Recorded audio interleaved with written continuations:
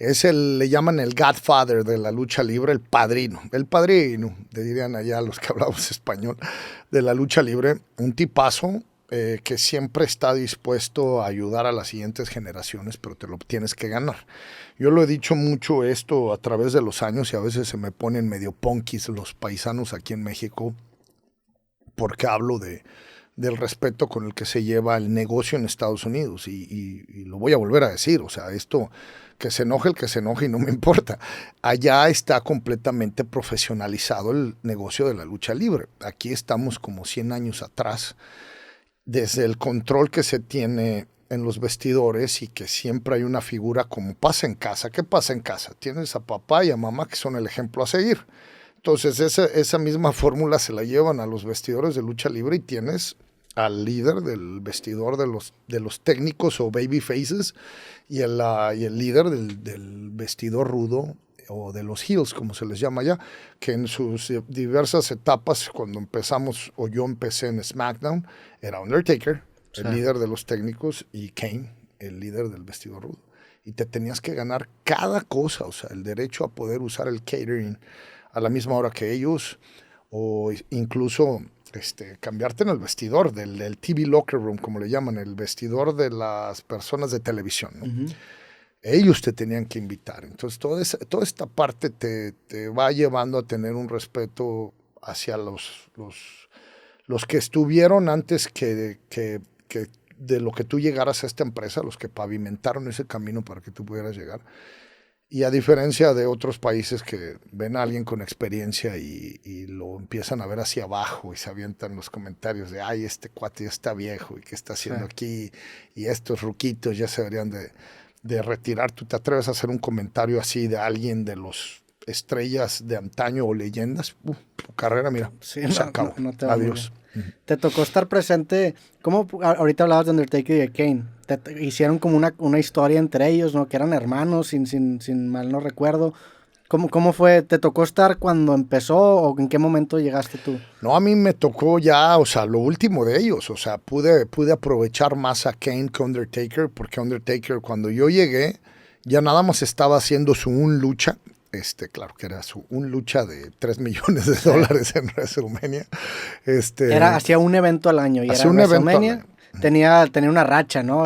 La racha, el strike del Undertaker. No sé en qué quedó, que se la terminó rompiendo Brock Lesnar, que ha sido el grito ahogado de los aficionados de ¿por qué carajos lo hicieron? Y yo mismo también como profesional y aficionado, yo también lo digo. ¿Por qué? O sea, ¿Por qué la rompió?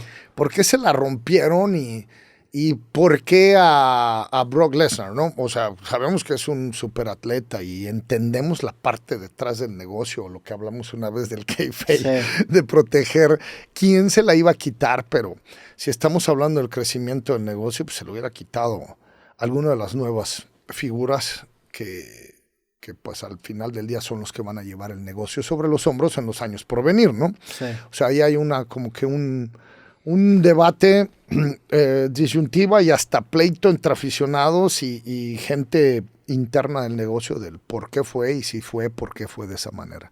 Y yo creo que son uno de los misterios como el monstruo, el lago Ness, el Yeti y todos esos que no vamos a saber nunca cuál es la realidad de las cosas. ¿Pero veías tú necesario que se cortara esa racha? Porque no, o sea, tú lo hubieras dejado inconcluso. O sea, porque entiendo esta parte de dar la antorcha a la siguiente generación o al que sigue, porque si no pasa eso, como que te quedas con un what if, ¿no? Con un qué pasaría si, por ejemplo, en artes marciales mixtas, que Khabib se retira con 29 ganados y se retira en su mejor momento y te quedas con esta duda, ¿no? ¿Qué hubiera pasado, hasta dónde hubiera llegado si hubiera seguido? En la lucha libre no sé si pasa eso, a lo mejor es por ignorancia, pero generalmente sí acaba habiendo una transición, ¿no? Bueno, o sea, en la lucha libre, porque sabemos que es un deporte espectáculo, siempre cada acción o historia va escrita del final al inicio, a dónde vas a llegar, y no importa si es de aquí a un año o hasta en 15 años. O sea, pienso que a la hora que se empezó a manejar la racha de Undertaker se estaba pensando eso, ¿no? ¿En dónde iba a Vamos acabar? a construirlo para que cuando llegue el que se lo quite, tenga un significado. Esa es la cuestión y esa es la forma de hacer los negocios en Estados Unidos, que por eso son una empresa de billones de dólares anualmente, que todavía le falta a todo el resto de la industria alrededor del mundo entender esa parte. O sea, todo lo quieren hacer ahorita y llega cualquiera de las marcas de Cheve o de pinturas o cualquiera y les meten 10 millones y rompen las historias con tal de que les caiga un chequecito de esto.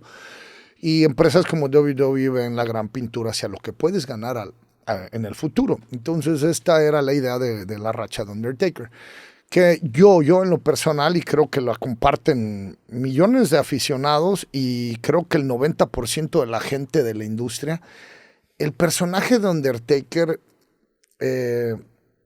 es algo que va más allá de la vida misma del negocio. O sea, que es un personaje que hizo el negocio. O sea, él y Hulk Hogan creo que fueron las personas, son responsables de que la industria de la lucha libre se haya convertido en una industria millonaria y que fue pasado de generación en generación. Entonces son de esos personajes que les llaman allá larger than life, que son más grandes que la vida misma. Entonces yo creo que si a Undertaker lo hubieras dejado con su racha intacta, si hubiera habido un porcentaje menor de aficionados que hubieran dicho, pues se lo hubieran dado a fulano sultano, pero la mayoría de nosotros hubiéramos estado contentos de que él se hubiera retirado con esta racha intacta. Y lo vuelvo a decir, si lo iban a dar, se lo hubieran dado a alguien para que tuviera un significado. No le ayudó en lo más mínimo a Brock Lesnar. O sea, Brock Lesnar es Brock Lesnar, uno de los grandes íconos de la lucha libre. Entonces le quitó la racha al Undertaker y fue... ¿Y qué pasó después? O sea, nada. Si se lo hubieran dado a alguien, no sé, Daniel Bryan, por darte un ejemplo, que en su momento se estaba convirtiendo en un ícono hasta que le pusieron el tope. Él no se lo puso, se lo pusieron.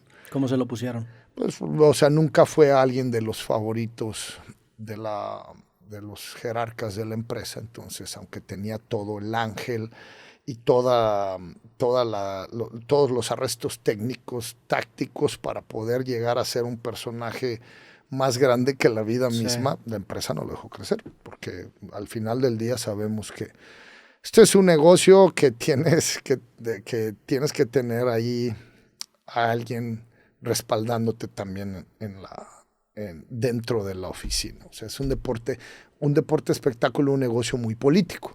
O sea, tienes que tener un representante político que constantemente esté intercediendo por ti. Sí, hace unos días alguien me estaba comentando de que, no sé si fue la Roca, no es cierto, ya me acordé, Arnold Schwarzenegger, y fue mi hermana, ya me acordé, fue la que me dijo.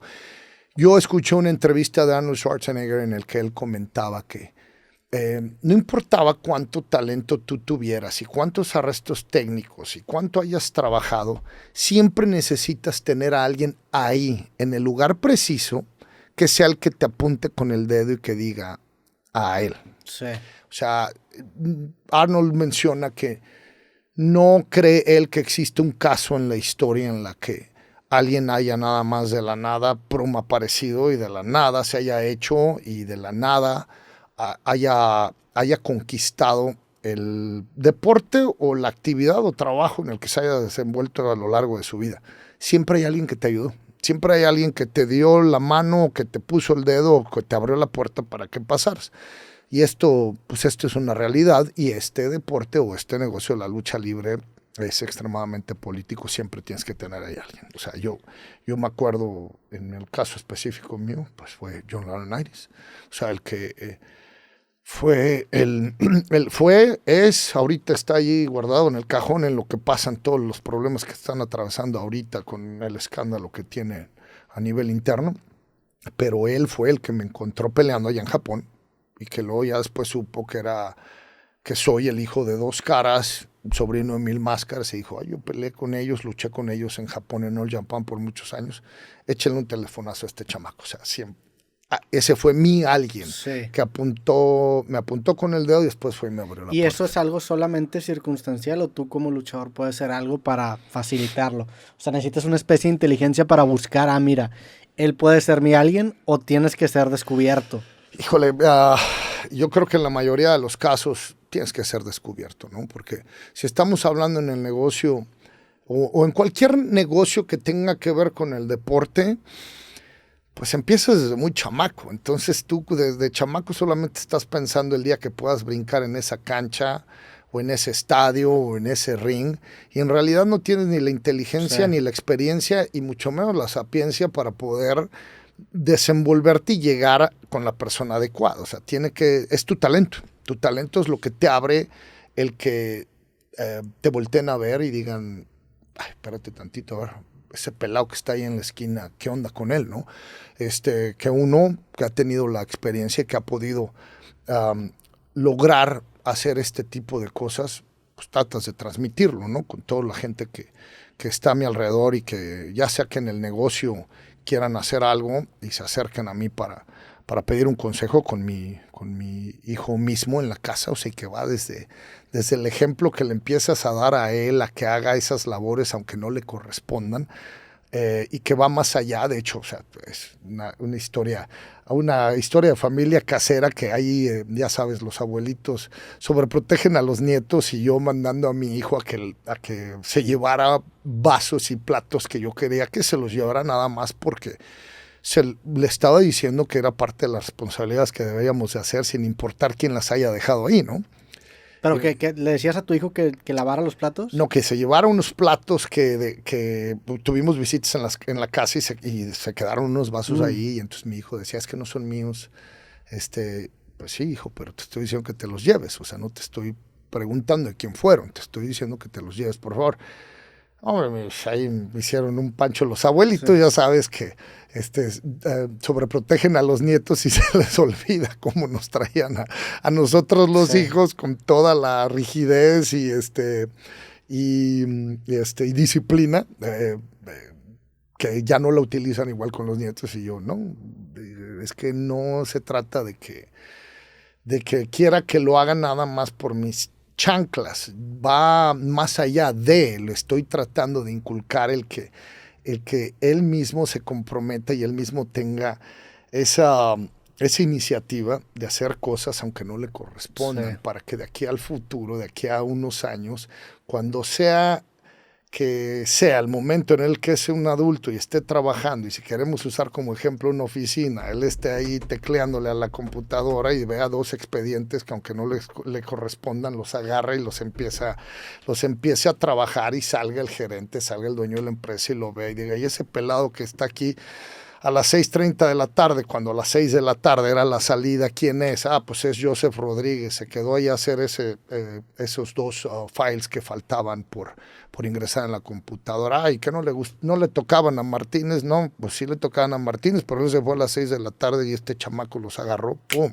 A la siguiente junta de ejecutivos van a decir, tráiganse a ese tal chamaco llamado Joseph para que sea parte de dónde queremos llevar este negocio. O sea, va de la mano de eso, y así es el negocio en el que estamos nosotros, y pues si uno lo puede transmitir y ayudar a la gente que está a tu alrededor, pues ¿por qué no hacerlo, no? También pasa, o sea, eso que dices es muy cierto, y pasa también, y lo aprecias ya de más grande, el haber tenido esa formación, porque esa vocecita que tienes en tu cabeza cuando nadie te está viendo es precisamente esos valores que te inculcan de joven. Sí. Si no tienes esa educación de joven, esa vocecita en tu cabeza no existe, entonces te vuelves una persona 100% impulsivo.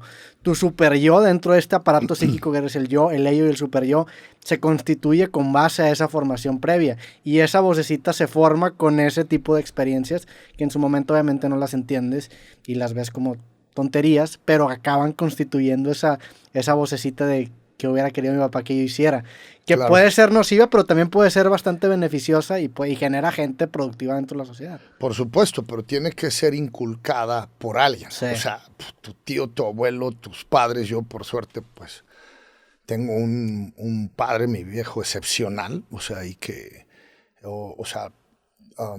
a veces habla uno de que no tiene nada que ver el lugar en el que hayas llegado en la vida, no porque no hayas llegado a ser el máximo deportista o el máximo en cualquiera que sea el ramo, el ámbito en el que te estés moviendo, quiere decir que no por eso no tengas los conocimientos para transmitir la idea adecuada a las siguientes generaciones o a tus hijos. O sea, por algo tenemos ahí la mayoría de los entrenadores más exitosos en toda la historia, pues no fueron los más grandes deportistas. Sí. O sea, ahí en el boxeo que tenemos a Nacho Beristain, que no fue el boxeador más formidable del mundo, pero es uno de los mejores entrenadores en el mundo.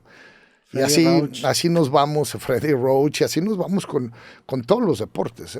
Y pues es lo que, si regresamos a la parte de la lucha libre,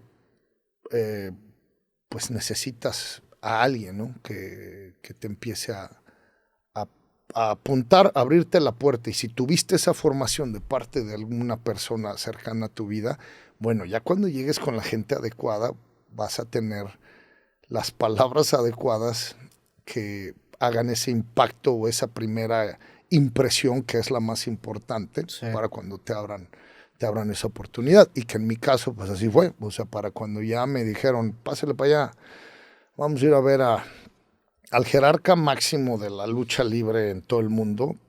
Y a la hora que me sentaron con él, pues supe exactamente qué decir y no nada más sentarme a, sí señor, sí señor, sí señor, sí señor.